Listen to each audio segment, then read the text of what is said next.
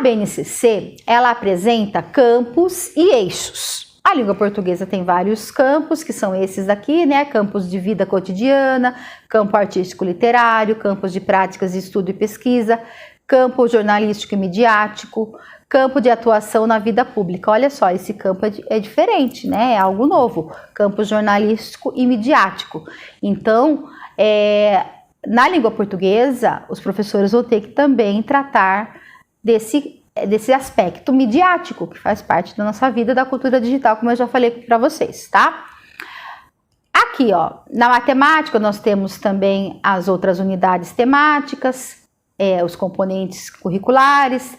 Não podemos esquecer de trabalhar nenhuma delas no bimestre, né? Então, temos que trabalhar todas. E aqui a BNCC mostra que para planejar uma aula ou sequência didática, deve-se observar, além da competência, o eixo temático ou campo ou objeto de conhecimento. Escolher uma metodologia que mais se adeque à atividade e os recursos materiais que serão utilizados, que podem ser impressos, analógicos e digitais também. Então, pessoal, eu vou mostrar para vocês sobre a metodologia. Vocês podem utilizar as mesmas, a BNCC, quando ela traz, ela não mostra, ó, desenvolva somente esta metodologia. Ela deixa aberto. Você pode desenvolver essas habilidades, essas competências de diversas formas, com diversas metodologias. Mas ela enfatiza o saber fazer. Quando a gente fala do saber fazer, a gente remete a metodologias ativas. As metodologias ativas, elas valorizam o saber fazer. O protagonismo é da criança, do aluno.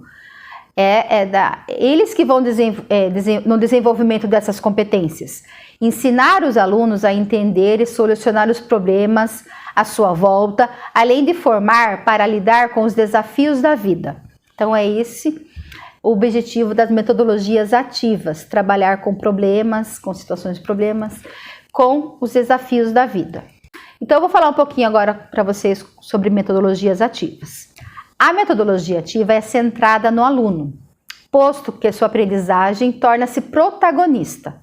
Então, ele é o protagonista de sua aprendizagem, secundarizando-se o ensino, que fazia protagonizar o professor. O professor agora, ele muda, ele não é o protagonista. Quem é o protagonista é o aluno. O professor, ele vai ser um mediador desse conhecimento. Geram interações entre docentes e estudantes nas atividades acadêmicas, de modo que não haja um único detentor pleno e absoluto do conhecimento. O que quer dizer isso? O professor, ele tem muito conhecimento, ele vai também auxiliar o aluno, mas ele vai valorizar também os conhecimentos que o aluno já traz para a escola e os conhecimentos que ele pode adquirir não só através do professor, que hoje em dia nós estamos vivendo a era da informação. A informação está em todo local e de fácil acesso. Então, o professor, ele não precisa ser o detentor de todo o conhecimento está à nossa volta. Ele precisa auxiliar o aluno a ir atrás, a buscar, né, essa informação, para adquirir esse conhecimento. Então, é uma coisa assim, coletiva, o trabalho coletivo é muito valorizado.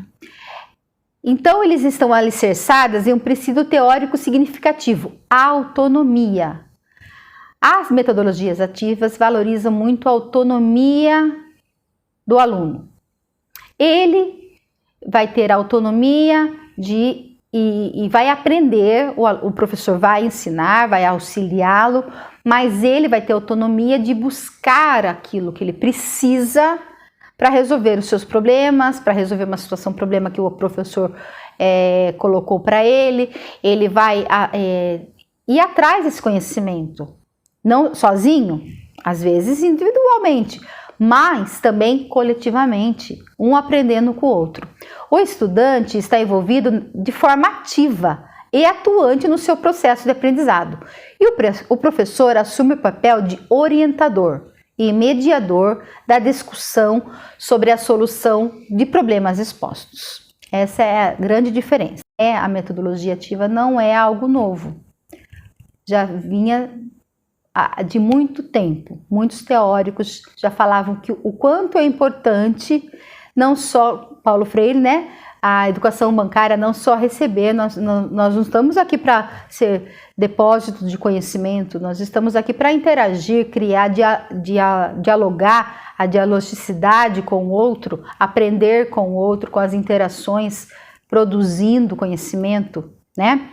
Então, as metodologias ativas, ela remota muito as ideias de John Dewey sobre aluno ativo e a construção do conhecimento em situações que superem a tradicional aula expositiva, cuja finalidade é a reprodução e a memorização do conteúdo de ensino. Como eu já disse, pode ter ainda aula expositiva? Tem situações que ela é muito bem-vinda e necessária, mas ela não pode ser a todo momento no nosso planejamento como professor. Nós temos que ver que o aluno ele aprende de diversas formas, não só ouvindo o que a gente está passando, né? Eu vou passar para vocês daqui mais para frente outras formas das pessoas aprenderem. Quantas vezes você já ouviu falar na necessidade de valorizar a capacidade de pensar dos alunos, de prepará-los para questionar a realidade, de unir teoria e prática, de problematizar? Quantas vezes você já ouviu falar? Várias vezes, então não é uma coisa nova. Mas precisamos agora com a BNCC, se nós quisermos desenvolver essas competências, essas habilidades, deixá-los preparados para as avaliações externas e tudo que os materiais agora didáticos vão estar exigindo, vai estar tudo com essa visão. Então, nós precisamos também começar a desenvolver essa visão, problematizar mais com os alunos, unir mais a teoria com a prática, preparar-os mais para questionar a realidade. E por que utilizar metodologias ativas? Muitas vezes verificamos que os estudantes automatizam procedimentos, que se um determinado problema exigir deles um encaminhamento diferente, eles não são capazes de perceber. Eles acabaram de aprender aquele conteúdo, você aplicou às vezes uma avaliação, você viu que aquele aluno ele foi bem, só que no dia a dia, no cotidiano, às vezes acontece uma situação, um problema, que ele poderia estar utilizando aquilo que ele aprendeu e ele não sabe unir, ele não consegue fazer às vezes essa ligação do que ele aprendeu, do que ele acabou de aprender. Ele demonstrou que ele entendeu, só que no cotidiano, na vida prática, ele não consegue fazer essa transposição, ele não consegue resolver esse problema. Então, os estudantes simplesmente repetem, não param para pensar sobre cada problema individualmente, não atribuem sentido ao que leem e ao que fazem, de acordo com Pagliari, 2017, página 32. E a metodologia ativa, ela quebra esse paradigma, né? Porque se o aluno ele já aprende fazendo essas relações com os problemas do cotidiano, os problemas reais, na hora que surgir um problema, ele vai colocar esse conhecimento à prova, ele vai colocar esse conhecimento em prática, né? Esse slide é muito interessante, olha, prestem bem atenção. Para introduzir o conceito que queremos delinear, é oportuno lembrar um provérbio chinês que diz: o que eu ouço, eu esqueço. O que eu vejo, eu lembro. O que eu faço, eu compreendo. Isso foi dito pelo filósofo Confúcio e tem relação direta com a aprendizagem ativa. Silbermann, 1996, modificou esse provérbio para facilitar o entendimento de métodos ativos de aprendizagem, dando a ele a seguinte redação: o que eu ouço, eu esqueço. O que eu ouço e vejo, eu me lembro. O que eu ouço, vejo e pergunto, eu discuto. Eu começo a compreender. O que eu ouço, vejo, discuto e faço, eu aprendo, desenvolvendo conhecimento e habilidade. O que eu ensino para alguém, eu domino com maestria. Essa situação, com a modificação de Silbermann, resume os princípios das metodologias ativas da aprendizagem, Se nossa prática de ensino favorecer o aluno as atividades de ouvir, ver, perguntar, discutir, fazer e ensinar, estamos no caminho da aprendizagem ativa.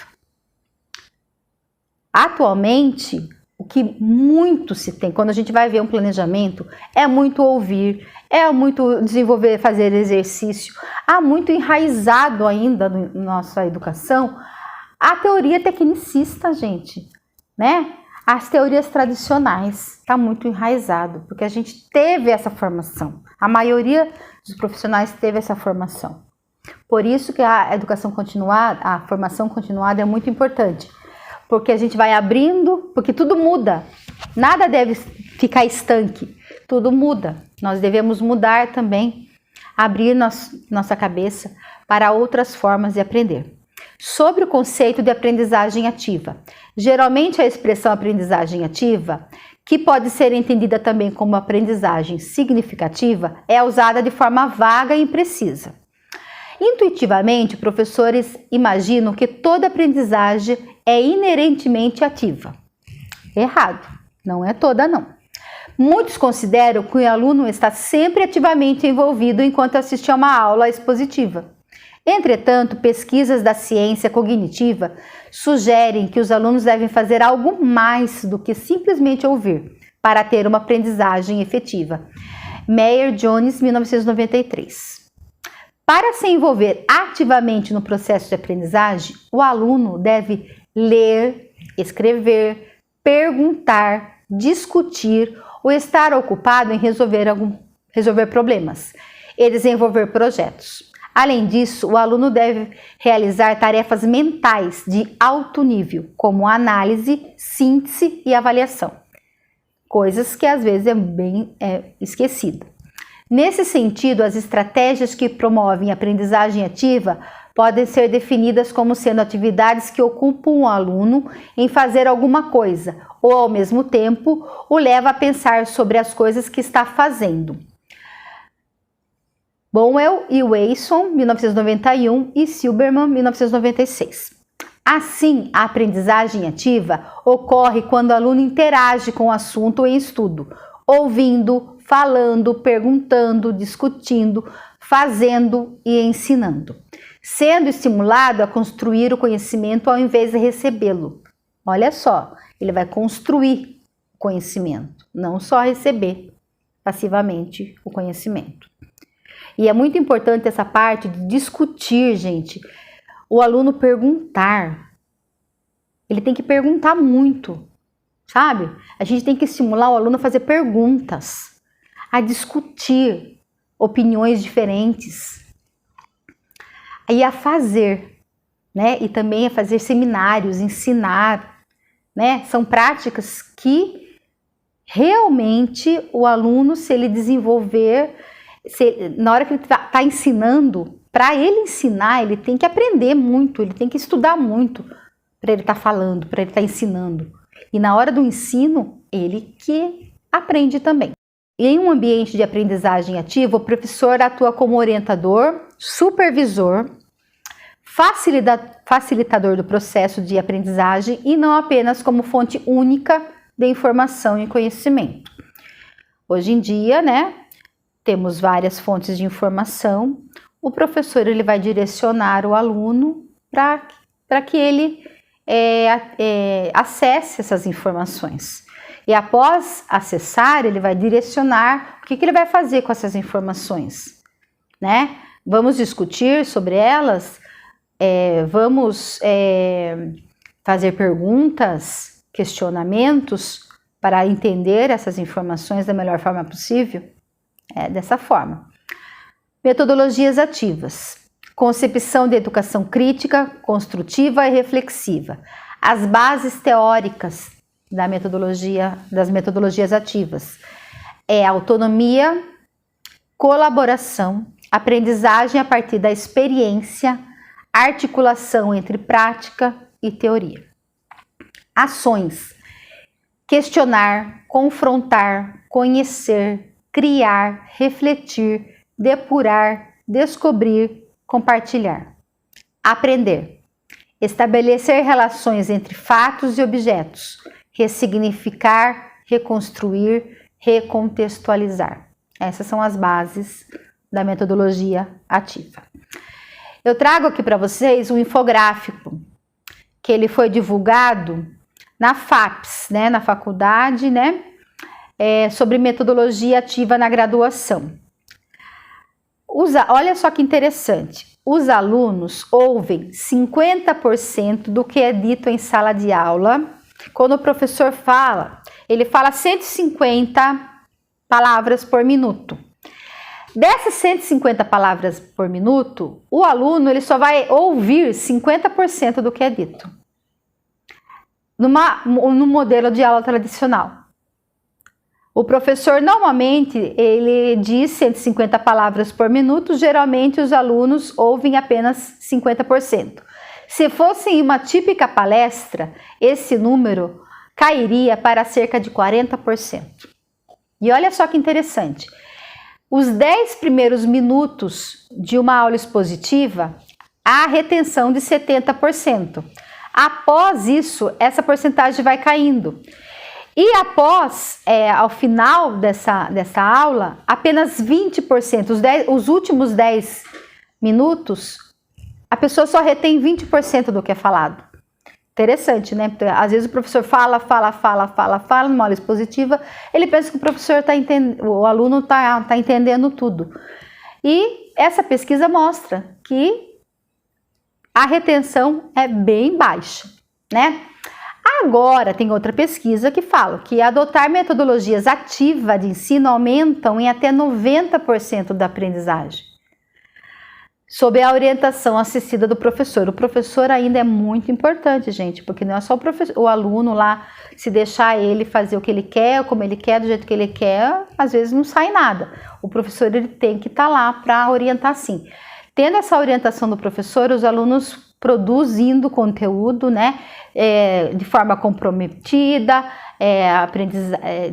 tendo aprendizado, tendo conteúdo, avaliação, ambiente, interação, essa porcentagem então aumenta até 90%.